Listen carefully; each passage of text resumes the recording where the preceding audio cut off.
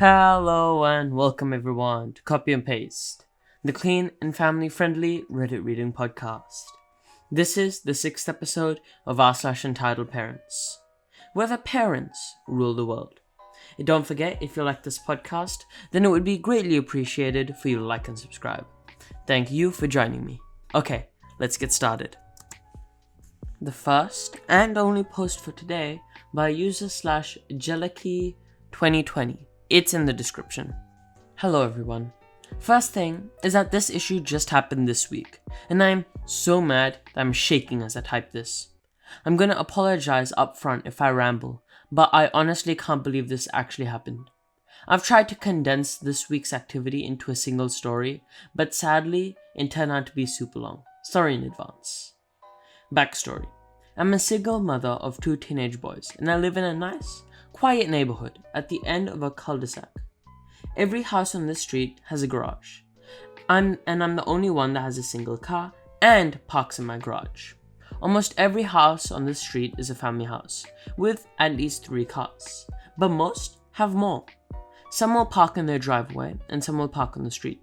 It's never been a problem since everyone is considerate on how they park, and no one has ever had an issue with getting in and out of the street. In addition, I tend to keep to myself. I'm not antisocial, and I wave and say hello to my neighbors when I come and go from my house. But usually, when I get home, I stay home. So I say all of this to give you an idea that I'm a homebody, and my neighbors pretty much know that when I get home, I stay home. However, about 6 months ago, the house to my right was sold to a larger family that consisted of dad, mom, and 3 teenagers. The day they started moving in, I made a point to go over to the edge of the property to wave and greet them in order to welcome them to the neighborhood. They were friendly, and I was happy to have such nice people to move in next door. Also note, this family used their garage for storage, and this parked their 4 cars in their driveway. I didn't know it at the time, but their youngest son was just months away from his 16th birthday. Now that you have a little information, onto the story. The players: me, entitled neighbor dad, entitled neighbor son, entitled neighbor mom, and the poor nice police officer. Today is Monday afternoon, and this story began last Tuesday, around 6 p.m. on Tuesday. I received a knock on the door, and it was neighbor dad. Following is our conversation. Good evening, how are you? Me talking through the screen door. We're okay. I'm sorry I can't open the door, but my youngest came home from school with a sore throat today, and so I'm not sure what's going on with him. How are you and how can I help? Neighbor dad. I'm sorry to hear that. I hope it isn't anything serious. We are okay. My son just turned 16 a few weeks ago, and I'm sure you saw the new truck we bought him. Me? Yes, I did. It's such a pretty truck, and big. Does he like it? Neighbor dad? Yes, he does. It's what he wanted, so we got it for him. It is very big, and that's what I wanted to talk to you about. Let's take a brief pause here and understand that when I say this truck is very big, it is very big. It is an F-3050. I personally think it's too much of a vehicle for a kid learning to drive, but it's not my money, so to each their own. Me? I don't understand. Neighbor dad, we have been having complaints from some of the other neighbors that his truck is so big that they can't get around it when they're driving through, and we're afraid that it might get sideswiped if he continues to park it in the street. Me, yeah, I've had some intense moments trying to get around it myself, but I'm sure he'll get better at parking as he gets more experienced. I'm not sure what this has to do with me. I haven't complained. Neighbor dad, oh, I know you haven't complained, which is why I was gonna ask if he could use your driveway to park, since you don't use it. Me, very stunned at this. I do use my driveway when I leave and come home. I can't get to my garage without using my driveway. Besides, I have issues with depth perception, and your son's truck is so big it will take up most of my driveway, and I don't want to be responsible for any damage that might happen while it is on my property. Neighbor dad, well, we'll make sure that he parks so that it will allow you to come and go without any issues. Me, that isn't possible. The only way he can park to allow me to get around him is if he parks halfway on my lawn, and that wouldn't work because then he would damage my lawn. If you are concerned about his truck getting damaged, then why don't you let him park in your driveway, and then one of your other smaller cars can park in the street? Neighbor dad, we've already discussed that, and we would have to park 2 cars in the street in order for him to use the driveway. it would be very easy for him to park in your driveway, and I can assure you that it would not be an inconvenience to you. You don't even use your driveway. Me, I'm sorry, but the answer is no. I'm not going to be responsible for his vehicle on my property, and I need to be able to come and go without worrying about someone else's property. Neighbor Dad, very upset at this point. You are not being very neighborly. I thought you were a nice woman. You don't use your driveway, and this would benefit the whole neighborhood. Me, losing my temper at this point. Listen, I told you no, and I do use my driveway every time I pull into my garage and every time I leave. I'm sorry you don't have enough parking for all your vehicles. I'm sure it's frustrating, but it's not my problem that you decide to buy a vehicle that didn't fit your property. Now, while I also find it irritating to try to navigate the road with that truck in the way, it is public parking, and so I deal with it. I will not have anyone else's vehicle parking on my property. Now, if you don't mind, I have a sick kid and I need to get back to him. Have a good day. With that, I closed the door and then looked at the peephole and saw him give me the bird before he turned to leave. I just shook my head and had to take a moment to understand that I actually just had that conversation. I then loaded my son up in the car and left to take him to minor emergency to get him checked out. All tests came back negative and I was told he probably had a run-of-the-mill virus and to keep him home and do self-care. Was told to bring him in if he got worse, but not to worry. I went to work the next day and told my co-workers the story of my neighbor's request, and they were shocked.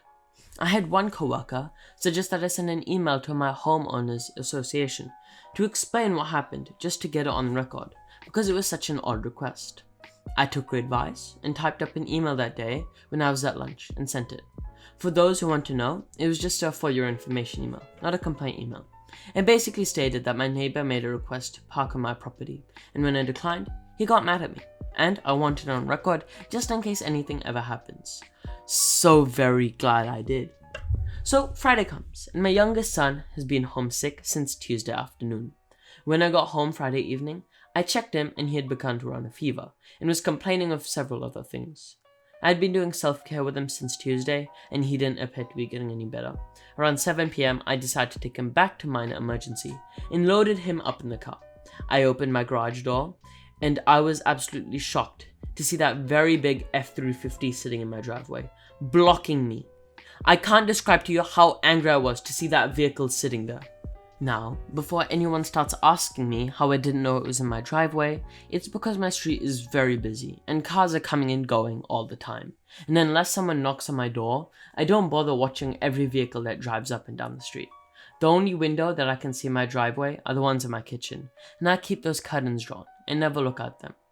So, I get out of my car and stomp over to my neighbor's house and bang on their door.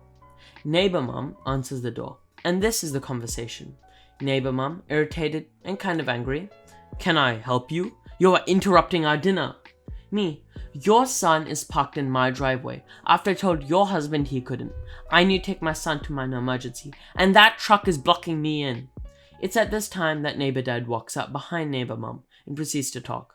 Neighbor Dad, he isn't blocking you in. You can get around him.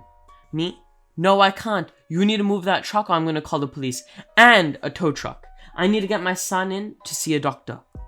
Neighbor Dad, turning to call for his son and then turning back to me. He's not blocking you, but I will have him move it. Me, it doesn't matter whether you believe he is blocking me in or not. He is not allowed to park in my driveway. No one is allowed to park in my driveway, and if I find an unauthorized vehicle parked in my driveway again, I'm not going to bother to knock on your door. I'm going to have it towed. It was at this time I saw the son arrive at the door with his keys in his hands, and I turned to leave and head to my car to wait for him to move it. And I heard him call me that famous B word every woman has heard at least once in their life. I ignored him and headed to my car and watched as he got in, and after some effort, finally was able to back out of my driveway and parked his truck in the street a little way down the road. I was able to leave and take my son to minor emergency, where as we waited for several hours to be seen, I shot off another email to my homeowners association about what had just happened. I want to advise, the homeowners association had already responded the day before that they received my email, made a note of it, and advised my property was my own, and I could give or deny access to it as I wish. It was this email string that I responded to while waiting for my son to be seen. Again, all tests administered to my son came back negative, and I was told it was a run-of-the-mill virus and he would be fine. The virus just had to run its course. I took him home and called it a day. Saturday evening, my oldest started complaining of a sore throat, and I was starting to feel poorly myself. The youngest appeared to be getting better, so I figured that whatever he had, that we were getting, so we stayed in all day Saturday and Sunday. Sunday evening at about 5:30, my oldest son spiked a fever, and while it came down a little, it didn't come down enough. So I loaded him in the car, and after a minor emergency, we went. The only one I could find that was open on Sunday at this time was on the other side of town, so I had to drive 20 minutes just to get there, and we ended up waiting for 3 hours to just get in the door, and then another 45 minutes till we saw the doctor. After a few more hours and all of his tests coming back negative, the doctor did state that she could hear some wheezing in his lungs, and so she prescribed an inhaler for him to help him, but basically told me the same thing, that he has a run-of-the-mill virus, and to let it run its course. I had to drive even further to the only 24-hour pharmacy available to pick up the inhaler, and we did not get back the house until almost midnight. Let me set the scene for you. My son is half asleep in the passenger seat and complaining that he just wants to go home, and I am exhausted and feeling drained, and having coughing fits myself, and I'm just looking forward to going to bed, when I rounded the corner and saw that truck sitting in my driveway. I couldn't even pull in because he was blocking me, and I also noticed that he was parked partially on my lawn. I was so mad I could hardly see straight. I googled and found a 24-hour tow truck service, and explained that I had an unauthorized vehicle on my property that I needed towed. The woman said it would be about 30 minutes before they could get a truck there, and I said that was fine. In the meantime, I walked my kid to the house and put him to bed, and then quickly went outside and took a picture from the street to show how much of the driveway he was taking, and that he was also parked on my lawn. I couldn't understand why they would park in my driveway again after I told them no, and the only thing I could come up with is that since there'd been no activity at my house for hours, that my neighbors probably assumed that I was in for the night and wouldn't notice the truck in my driveway. This is pure speculation, but it's normal for me to be in for the night, especially after 6 p.m. I don't know if they missed me leaving or just saw me leave, but figured I was home. But it didn't really matter because I told them they couldn't park on my property. It was about 12:30 a.m. when the tow truck arrived, and I half expected my neighbors to come running, but there wasn't any activity from them, and the driver left with the truck without incident. I went in, shot off another email to my homeowners association along with pictures and an explanation that I had towed the vehicle, and then went to bed. No, just wait. Before I get to the outro, this is just part 1 of this post. Come back Sunday for the ending of this post. And unfortunately, that was it for today. If you enjoyed this podcast, I would greatly appreciate for you to like and subscribe. To listen to this podcast on YouTube, Spotify, Apple Podcasts, Google Podcasts, or one of many more platforms, or to visit any of my socials, click the Linktree link in the description. And please feel free to send me an audio message or leave a comment. It's been a pleasure. Goodbye!